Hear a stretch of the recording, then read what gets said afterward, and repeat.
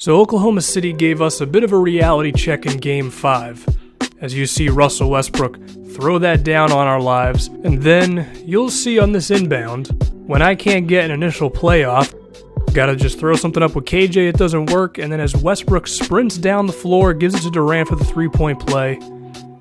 We need star players. The NBA is a stars-driven league, and that's just more cemented as this quarter goes along, and whenever we made a mistake in the fourth quarter in Game 5, they just made us pay for it. Westbrook there, another three-point play. You know, one thing with us is, I think we're a balanced team. We have a lot of options. We have guys who can do a lot of things, but sometimes you just need those dudes who just don't really make a lot of sense, okay? Someone like a Russell Westbrook, who they can just give the ball to and he can just dunk on like two people. And I'm saying all that to say, the story of Game 6 back in Oklahoma City, it was pretty similar. Okay, as the game started, we had high hopes. Moutier, of course, is great, and he did pretty much all you can do, driving inside, finishing around the rim, and beating Westbrook off the dribble at times. And you could say Moutier had about as good of a series as Westbrook, and other guys, Gallinari being one of them, of course, are able to contribute. That's how we're able to win games, but Moutier is not perfect. He's not going to make every single shot, and the rest of our guys, we don't have a solid number 2 player, in my opinion, and that was all OKC really needed in a Game 6 to, stretch the lead out, because with Westbrook and KD and the fact that you have to put so much of your emphasis on them to defend them, it allows other guys to get open.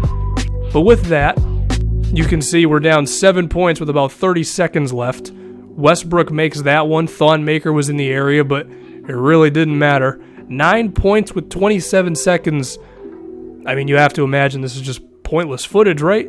Well, one thing I can say about us is we definitely show a lot of effort. Of course, it's a video game, so the aspect of trying hard really isn't a thing, but that's fine. But you can see we had some chances. We actually forced Kentavious Caldwell-Pope into a backcourt violation. Now, hold on. Am I actually going to show some miraculous comeback here? Because now Moutier's at the free throw line. That can't be the intentions of this video, right? Of course it's not. Didn't you see the title? But as Moutier missed that first free throw, 6-point game, 14 seconds left. Really, you'd have to steal the ball right here. Unable to do it because the CPU kind of juked me out. You notice there was like 2 2Ks ago, I believe, where it was actually like super easy to steal the ball from the CPU on an inbound. It was actually pretty ridiculous. So as Moutier goes through a couple guys, it just symbolizes this team. The one guy who can run down floor, score, but OKC has 2 of them.